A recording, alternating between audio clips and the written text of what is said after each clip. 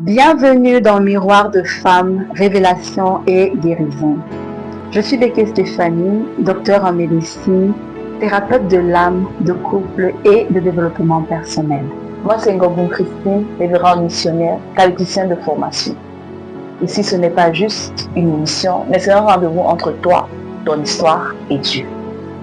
Père, merci pour ces moments. Nous te recommandons toutes choses. Veille, conduis, parle encore à une ce soir. Au nom de Jésus-Christ. Amen. Amen. Alors, avant de continuer, s'il te plaît, si tu n'étais pas encore abonné à notre chaîne, voici, tu as l'opportunité de le faire. Qu'est-ce que tu attends?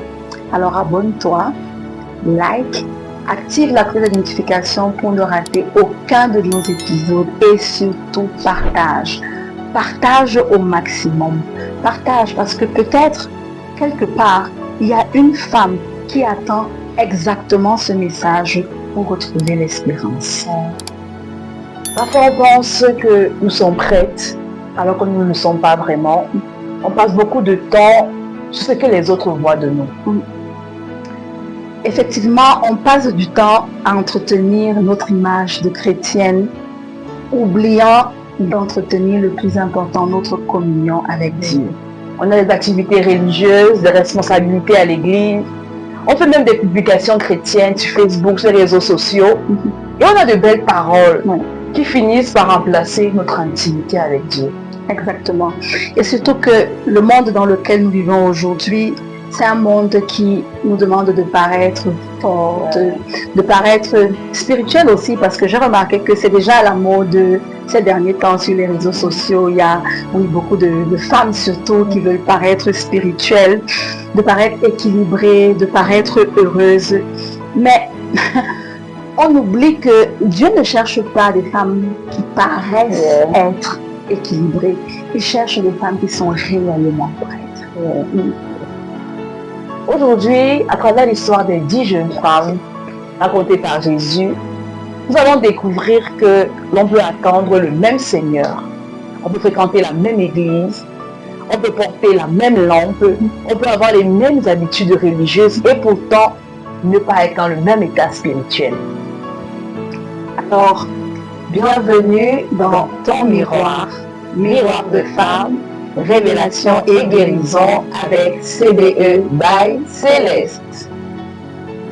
Stéphanie, as-tu déjà rencontré une personne dans ton entourage qui, tout le monde dit, c'est vraiment une chrétienne, là, c'est un enfant de Dieu, c'est une chrétienne. Mais puis un jour, elle pose un acte et l'on se demande, avec vraiment la foi, c'est contradictoire à ce que la foi nous dit. Exactement. Et tout le monde va dire, mais alors qu'elle servait Dieu, elle chantait à l'église, on la voyait même prêcher, on la voyait dans des programmes. Et puis, tout le monde est surpris par son comportement. Comment est-ce que c'est possible? Comment est-ce que tu peux marcher des années avec Dieu pour finalement découvrir que l'essentiel te manquait? C'est précisément cette question que Jésus aborde dans la parabole des 10 vierges. On va voir que au début, toutes semblaient identiques. Elles avaient chacune une lampe. Elles attendaient l'époux. Elles avaient reçu une invitation pour les noces. Elles allaient assister à ces noces-là. Elles faisaient partie du même cortège. Mais à la fin, on va voir que leur histoire va être différente. Cela signifie qu'il est possible d'avoir l'apparence d'une vie spirituelle sans être réellement préparé. Et cette vérité mérite toute notre attention ce soir. Aujourd'hui, notre thème c'est chrétien, mais suis-je réellement prête? Installez-vous confortablement. Nous allons commencer par écouter cette parabole de Jésus. Alors, la parabole des 10 vierges se trouve dans le livre de Matthieu, le chapitre 25, les versets 1 à 13. Alors, Jésus raconte l'histoire de ces 10 vierges. En passant, on a voulu s'arrêter. Les vierges ne sont pas un personnage biblique, mais l'histoire de Jésus que Jésus raconte au travers de ces vierges-là est tellement importante et nous concerne toutes que nous avons voulu partager ça et apprendre de ces vierges-là, de leur comportement. Alors, on a 10 vierges qui doivent participer aux noces.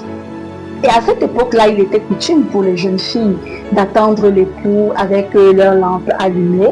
Et donc, quand l'époux venait, elle devait accompagner l'époux jusqu'au niveau de la noce, au lieu de la noce avec leur lampe. Donc, elles étaient là, tout ensemble, les 10 vierges. Il fallait être prêtres.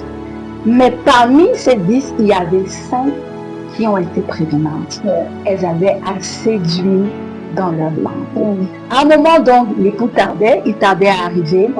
Et on voit que les 10 se sont endormis. Et à un moment donné, certainement tard dans la nuit, il y a un cri qui a retenti. Voici l'époux, il arrive. Et toutes donc se sont réveillées. Mais malheureusement, les 5 vierges que Jésus va appeler les vierges sages vont se rendre compte qu'elles avaient leur huile. Les lampes étaient toujours allumées. Mais les 5 autres que Jésus va qualifier de vierges folles, elles n'avaient plus d'huile. Donc maintenant, il fallait se procurer de l'huile. Elles ont demandé aux vierges sages, mais elles leur ont dit non, on ne peut pas vous donner notre huile, ça ne se partage pas. Elles sont donc parties pour aller chercher de l'huile, pour que les lampes soient allumées, parce qu'elles ne pouvaient pas accompagner l'époux au niveau des noces sans une lampe allumée. Malheureusement pour elles, quand elles sont revenues, la porte du banquet était déjà fermée. Alors quand elles ont cogné et qu'elles ont demandé à ce que la porte leur soit ouverte, l'époux leur a répondu, il est trop tard. Il est trop tard. Donc c'est ça l'histoire, et c'est tellement important que quand Jésus termine de raconter cette parabole-là, il termine avec un avertissement solennel en disant « Veillez donc, puisque vous ne savez ni le jour ni l'heure. » Exactement, cette fin-là, souvent j'ai vraiment pensé que cette histoire concerne juste la fin des temps. Mais en réalité, elle parle de notre quotidien, de notre vie quotidienne. Parce que nous vivons dans une génération où beaucoup de femmes aiment Dieu, mais elles prennent moins de temps pour lui. Nous remplissons nos agendas, mais nous oublions parfois de remplir notre cœur. Effectivement, nous savons organiser les événements, nous savons même servir. On va voir des publications de versets bibliques, on encourage même les autres, mais est-ce qu'on prend le temps de s'arrêter pour écouter Dieu? Notre génération aujourd'hui court beaucoup. Ça, il faut se l'avouer, on court beaucoup, mais on prie vraiment peu. C'est-à-dire que moi-même, si on me pose la question aujourd'hui, je me dis vraiment, Stéphanie, depuis que tu t'es levée ce matin et que tu ne fais que courir, combien de temps est-ce que tu as vraiment passé avec le Seigneur? Je ne suis pas sûre que ça atteint le 10e de ma journée. Parce que le 10e de ma journée, c'est au moins le minimum que je suis censée. Exactement. Donc, on s'expose beaucoup en faisant beaucoup de choses. Mais cette intimité avec Dieu-là, malheureusement, on la perd de plus en plus. C'est là dans le plus grand danger, nous enfants de Dieu, c'est un danger. Car les 5 vierges folles ne se sont pas rendues compte de leur manque au début. Elles ont découvert au moment où il y avait besoin de l'huile. Exactement. Combien de femmes découvrent aujourd'hui leur fragilité seulement lorsque survient l'épreuve? Le mariage traverse une crise, les enfants s'éloignent, le silence de Dieu devient pesant.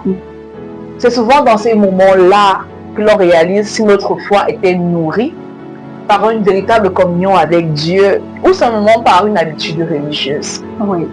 Et on voit donc qu'en réalité, cette parabole est un miroir. Et on doit se poser, chacun doit se poser cette question vraiment personnellement. Est-ce que ma lampe est encore alimentée? Ou alors est-ce que je suis en train de vivre sur les réserves d'hier? On a l'impression qu'il y avait 2 groupes parmi les vierges, mais non, il n'y avait pas 2 groupes. Il n'y avait pas 2 groupes. Il n'y avait pas d'un côté les bonnes, il n'y avait pas d'un côté les mauvaises, il n'y avait pas d'un côté les chrétiennes et puis d'un côté les non-croyantes. Exactement, Stéphanie. On regarde l'histoire, ils avaient même plus de ressemblances que de différences. Elles avaient tous le même époux. Elles avaient toutes des lampes, Elles étaient tous invitées aux noces. Oui, Et elles avaient toutes répondu oui à l'invitation. exactement. Et le plus surprenant encore, c'est qu'elles toutes dormaient. Voilà, exact. Donc, autrement dit, ce qui les distinguait n'était pas visible au premier regard. Et c'est là vraiment la première révélation de cette histoire, de cette parabole. On comprend que deux femmes peuvent fréquenter la même église. Elles peuvent écouter les mêmes prédications chaque jour. Elles peuvent même participer au même programme. Elles peuvent servir dans un même ministère. Pourtant, leur vie spirituelle, elle est totalement différente. Et les hommes vont peut-être voir ce qui apparaît, mais on oublie que Dieu, lui, voit ce que les hommes ne voient pas. Pour davantage comprendre cette histoire, nous allons rentrer dans les coutumes de mariage dans avec le peuple juif. À cette époque-là, les femmes ne savaient jamais à l'heure à laquelle l'époux devait arriver. Ça veut dire que les jeunes filles devaient donc rester prêtes avec la lampe allumée afin de l'accueillir lorsqu'il allait arriver. Le problème n'était non pas d'attendre la personne, mais le problème était de savoir comment est-ce que je fais pour attendre. Certains avaient prévu suffisamment d'huile, d'autres pensaient que leur préparation était suffisante. C'est précisément là cette différence que Dieu veut mettre, que Jésus-Christ nous fait comprendre ce jour. Oui.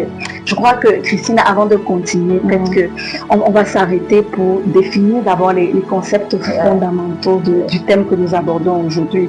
On parle par exemple de l'époux. L'époux. Qui est l'époux? Alors, quand on parcourt la Bible, on se rend compte que Dieu s'est présenté à plusieurs niveaux dans la Bible comme étant l'époux de son peuple. Donc, dans cette parabole ici, là, l'époux représente Jésus-Christ. Donc, son arrivée, quand on parle de l'arrivée de l'époux, en fait, ça rappelle aussi le retour glorieux de Jésus-Christ que nous attendons. Mais on ne doit pas se limiter simplement à ça, à ce retour glorieux-là qui est dans un futur très éloigné ou proche selon la volonté de Dieu. Non, je pense que ce retour dont on parle dans cette parabole, on peut la traduire avec ces moments de qualité que Dieu voudrait passer avec chacun d'entre nous, où on doit lui rendre compte de notre vie. Donc, la grande question est-ce que nous sommes prêts à rencontrer notre époux? Pour qu'il y ait époux, il faut qu'il y ait des personnes qui doivent être épousées. Donc, ils entrent dans les villes. C'est clair. Là, il va avoir des époux sans d'épouser. Voilà, donc qu'il est dit hier, ce sont ces personnes-là justement qui attendent l'époux.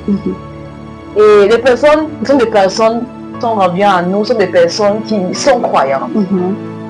Tous ceux qui désirent aller aux noces, tous ceux qui espèrent en Christ. Mais Jésus montre que toutes ne vivent pas cette attente de la même manière. Certaines vivent une attente active, d'autres sont négligentes.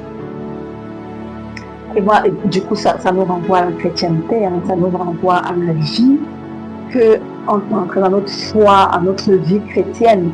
Oui, on se dit tout. Aujourd'hui, quand tu vas demander à quelqu'un, parfois même quand tu veux prêcher l'évangile, tu dis non, ça va, moi je suis chrétienne, je suis chrétienne.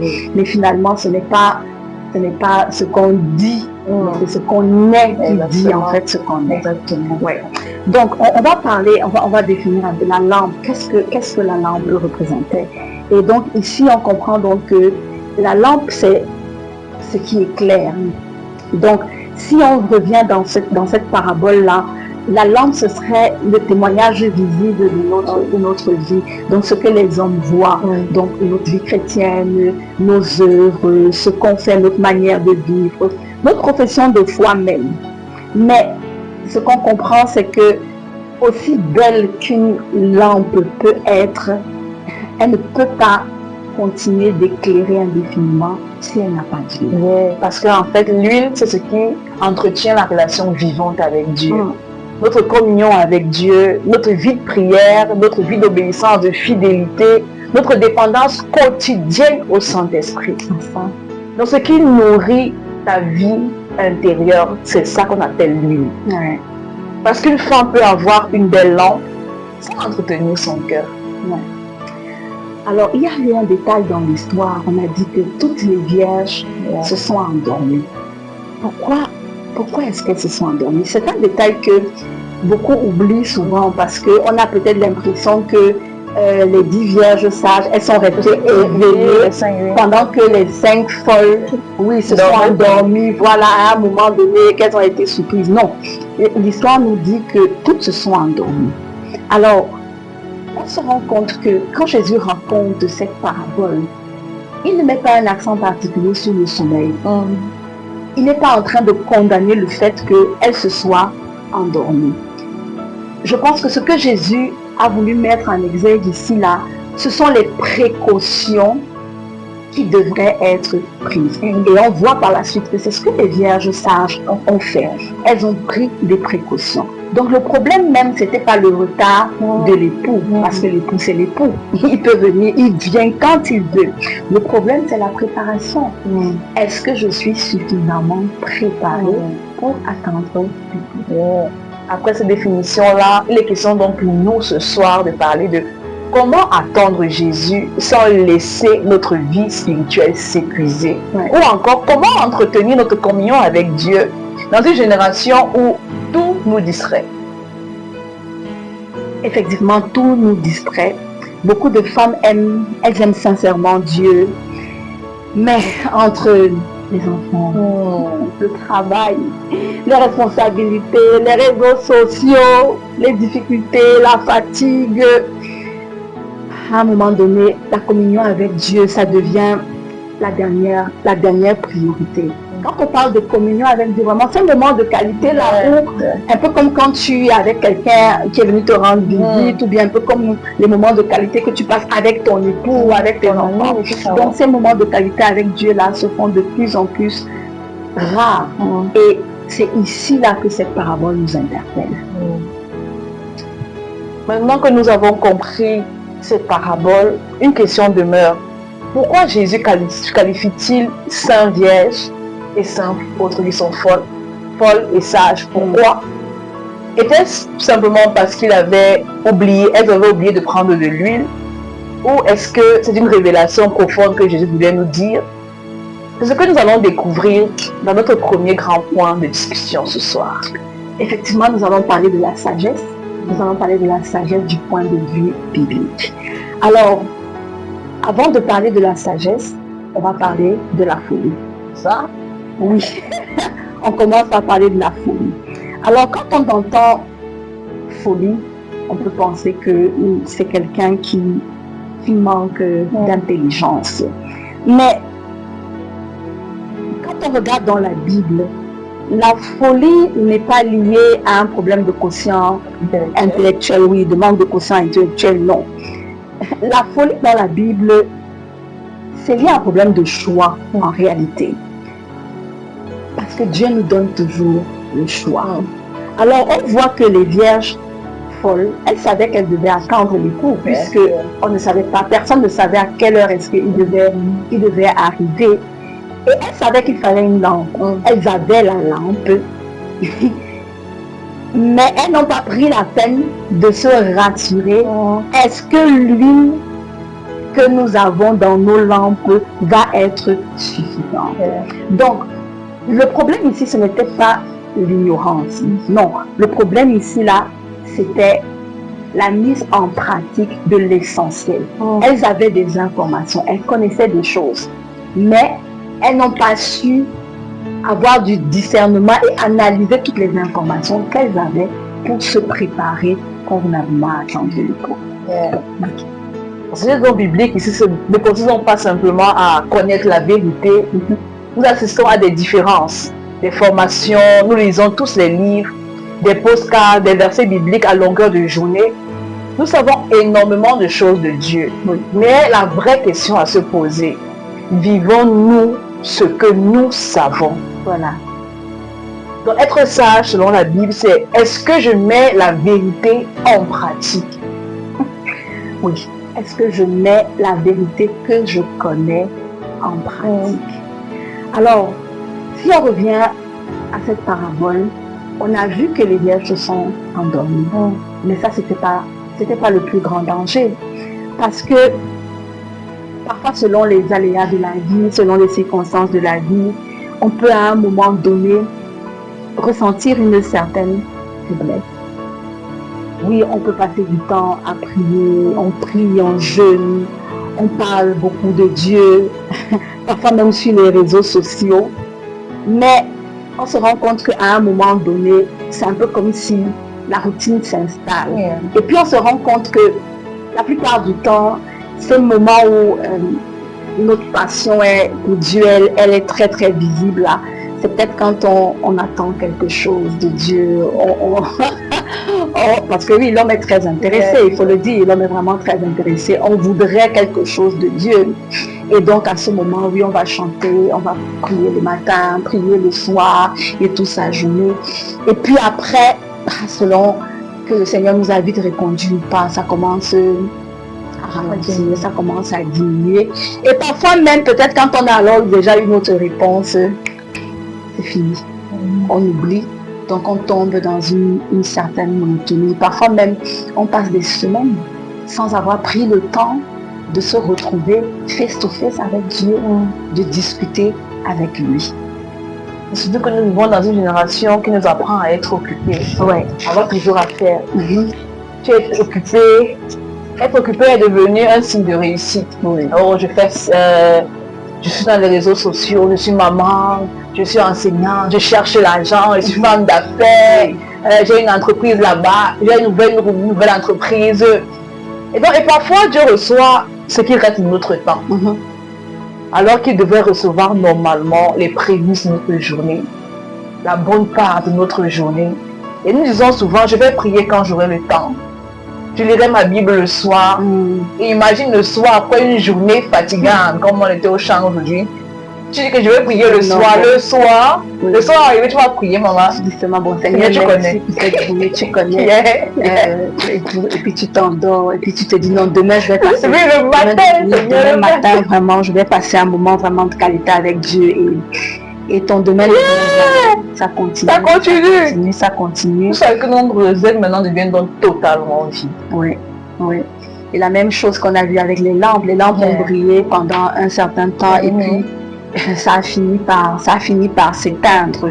Donc, on fait beaucoup de choses. On paraît aux yeux des autres parce que peut-être à ce moment donné-là, tu continues d'aller à l'église, tu continues de faire des activités religieuses, exactement. Mais tu n'as pas vraiment tu n'as plus de relation avec Dieu. En ton fort intérieur, tu le sais.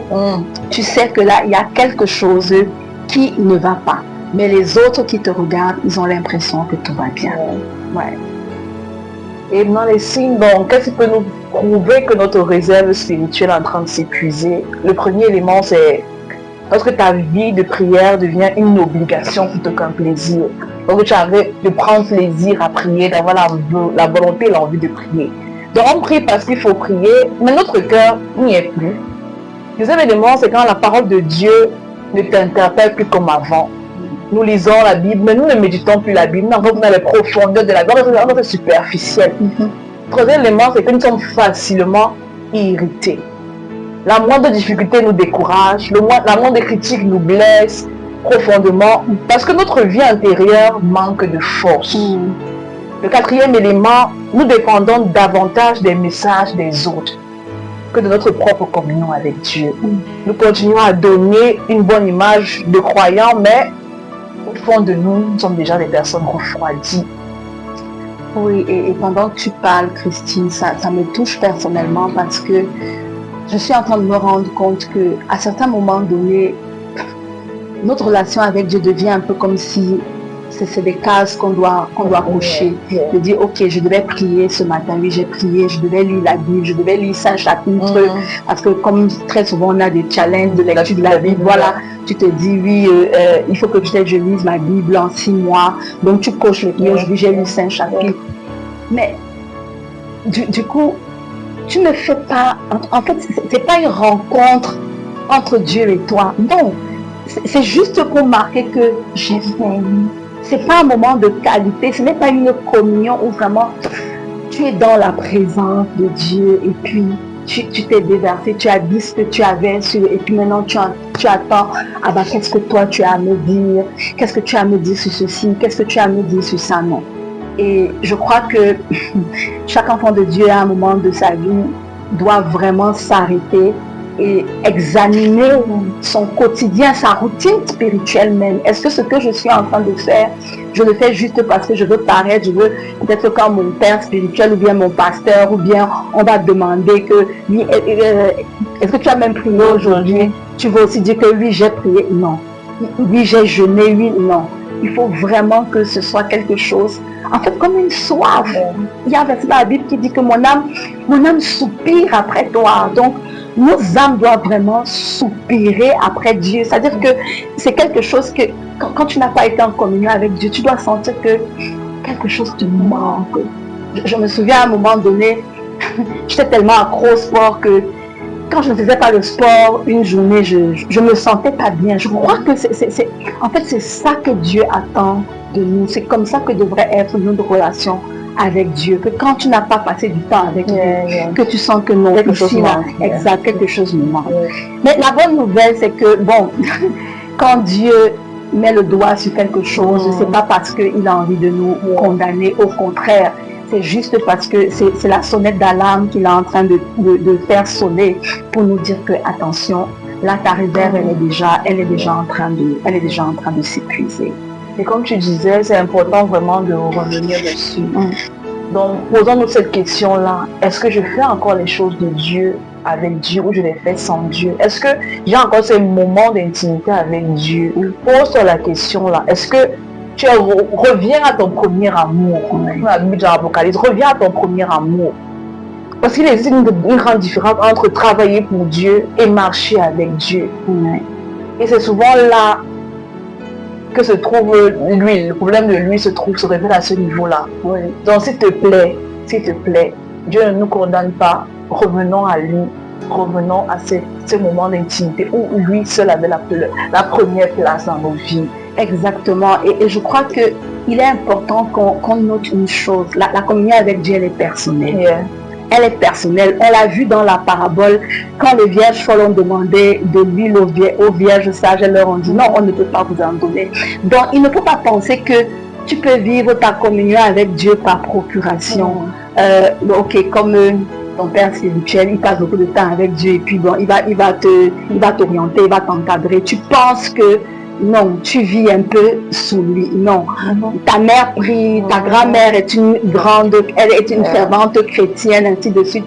Tu penses que leur communion, leur relation avec Dieu, c'est ta relation avec Dieu. Non.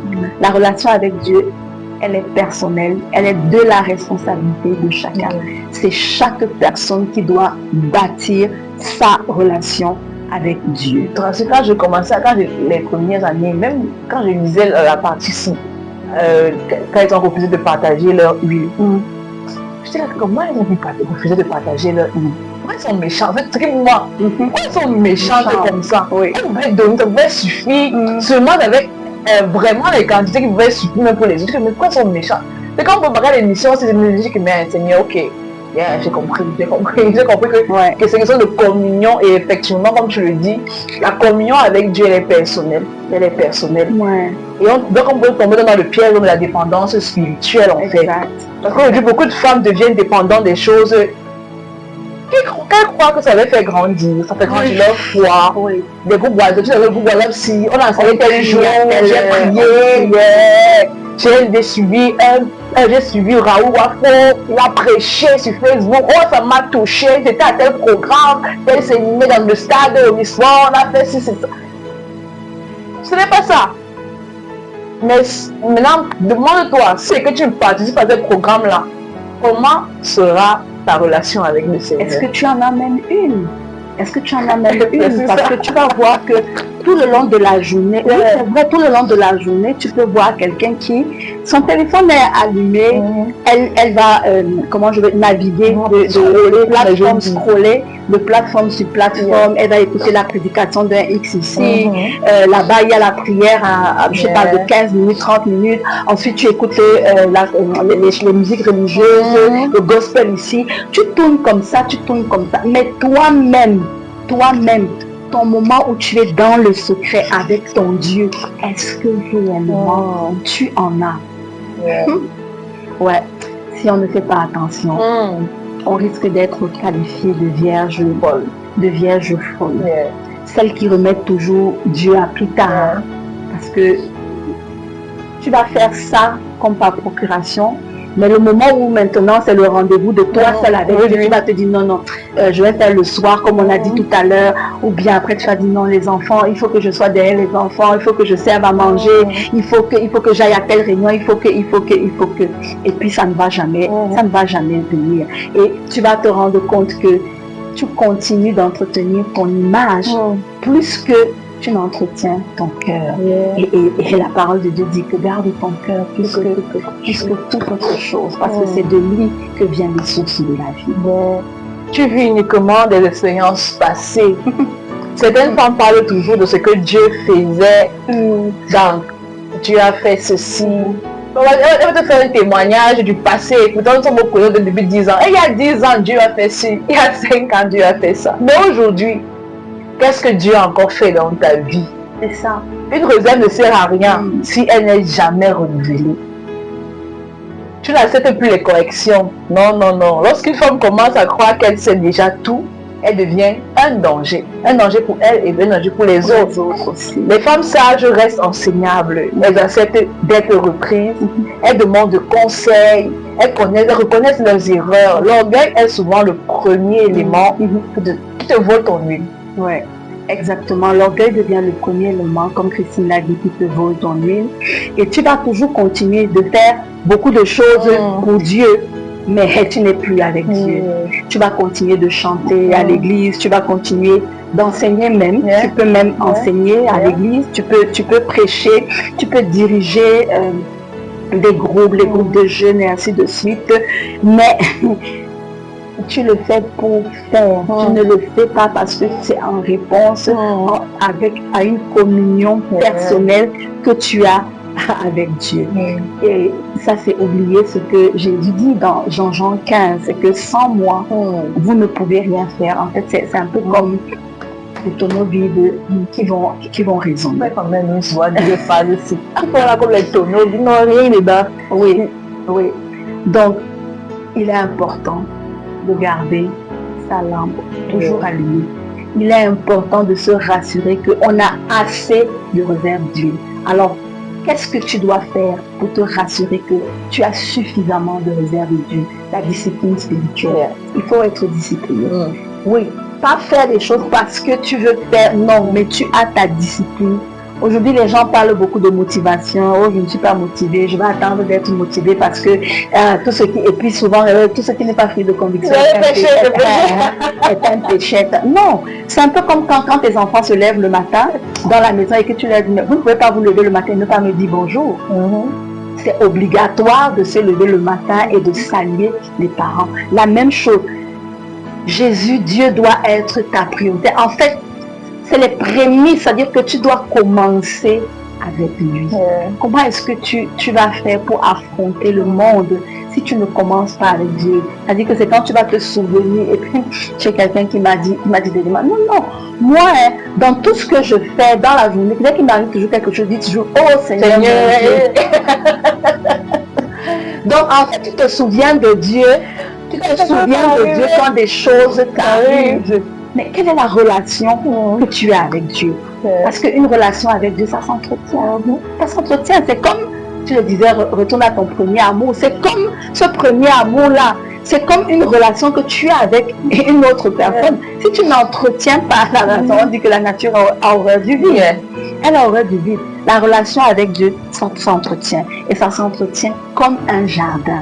Pour que ton jardin reste beau, il faut que tu prennes soin de lui. Il faut que tu l'arroses, que tu arraches les mauvaises herbes. Il faut même que tu parles de ton moment, que tu parles aux fleurs, oui. Que tu parles aux fleurs, que tu leur demandes. Je sens concerné là. Oui, je me sens concernée. On a parlé au concombre l'autre jour. Toi-même, tu as parlé au concombre, donc ce n'est pas moi seule. Voilà. Donc, c'est exactement ça, Gonzalez. Comment remplir sa lampe? Il faut que tu développes une vie de prière sincère.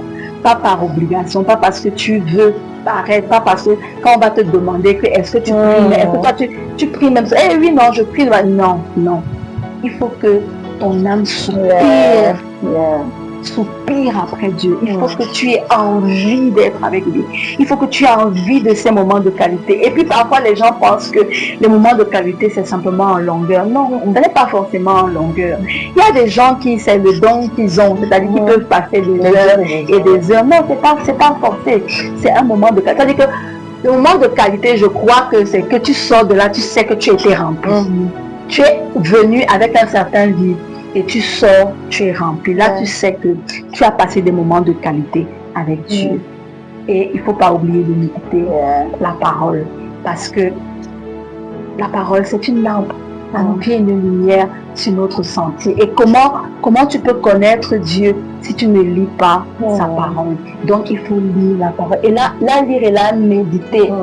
Pas la lire simplement comme un livre. Oui, tu la lis, mais c'est-à-dire que tu laisses le Saint-Esprit te pénétrer, te parler pendant que tu es en train de lire la parole. Et certainement, quand tu vas lire tout ça, quand tu vas parler avec Dieu comme ça, là, le Seigneur va te donner des recommandations. Et c'est là où maintenant va venir ce que tout Dieu attend de toi. Et ce qu'il attend de toi, c'est l'obéissance. Il faut que tu cultives l'obéissance. Parce que si tu ne cultives pas l'obéissance, tu vas te rendre compte que à un moment donné, le Saint-Esprit va arrêter. Il va arrêter de te parler. Et tu vas ressentir qu'il y a quelque chose. C'est-à-dire que ce n'est les moments de qualité là, tu sens que non, ce n'est plus ça et ça risque de te décourager. Mais ne t'en fais pas. À chaque fois que tu sais que tu as eu un manquement, la Bible dit que si tu confesses, il est fidèle et juste pour te pardonner. Alors à des moments où tu sens que Seigneur, j'ai failli, j'ai pas passé du temps avec toi, reviens juste à ton Père, répands-toi simplement et laisse Dieu faire de toi la femme parfaite qu'il veut. Et surtout rappelle-toi, protège ton cœur parce que c'est de ton cœur que viennent les sources de la vie. Même à ce soir, te poser une question très personnelle. Si Jésus revenait aujourd'hui, qu'est-ce qui te manquerait? Un diplôme, une promotion, une maison, un mari? Ou regretterais-tu de n'avoir pas passé assez de temps avec lui? Nous préparons beaucoup de choses dans notre vie, notre carrière, notre retraite, l'étude de nos enfants, nos projets. Nous préparons avec le même sérieux nos rencontres avec le Seigneur. Je crois que le plus beau compliment qu'une femme peut entendre un jour ne sera pas tu étais un grand entrepreneur, tu étais très connu, tu étais très belle, tu avais beaucoup d'abonnés, beaucoup de followers. Non. Le plus beau compliment, ce serait c'est bien, bonne et fidèle servante, serviteur de Dieu. Entre dans la joie de ton maître. Alors ma soeur, ce soir, tu n'étais pas là par hasard. Non. Peut-être tu t'es reconnu dans certains points que nous avons évoqués ce soir. Peut-être tu as réalisé aujourd'hui que ta lampe n'existait pas ou ta lampe était déjà faite. Ce soir, entends la voix de Dieu. Ce soir, ouvre ton cœur au Seigneur. Il est là ce soir et il frappe à ta porte. Et il te dit, ma soeur, il te dit, mon frère, je veux que tu entres dans ma famille. Alors, si tu es décidé ce soir, nous t'encourageons à ouvrir ton cœur et répète après moi ce soir. Père, au nom de Jésus, ce soir, je m'ouvre totalement à toi. Ce soir, je veux être une vierge fidèle à toi. Je veux être une vierge sage. Ce soir, Seigneur, je t'ouvre mon cœur. Viens dans mon cœur. Entre dans mon cœur. Soupe avec moi. Et fais surtout de moi la personne que tu veux que je sois. Je t'accepte comme mon Seigneur et mon Sauveur personnel. Merci Seigneur, au nom de Jésus-Christ. Amen. Amen. Nous sommes contents pour toi ce soir parce que nous savons que Dieu a écouté ta prière et tu es devenu son enfant ce soir. Amen. Alors n'oublie pas, tu es la seule qui peut savoir quand ta réserve d'huile s'épuise. Alors rassure-toi que ta lampe brillera toujours. Si cette émission t'a édifié, partage-la. Partage-la avec une femme qui en a besoin. Et surtout, si tu n'étais pas encore abonné à notre chaîne, abonne-toi pour ne rater aucun de nos épisodes. Que le Seigneur te bénisse, Amen. te fortifie et qu'il t'aide à marcher avec lui. Amen. Alors, c'était Miroir de femme, parce qu'une femme éclairée, elle change toute une destinée. Alors, restez connectés chaque mercredi à 17h. Shalom. Shalom.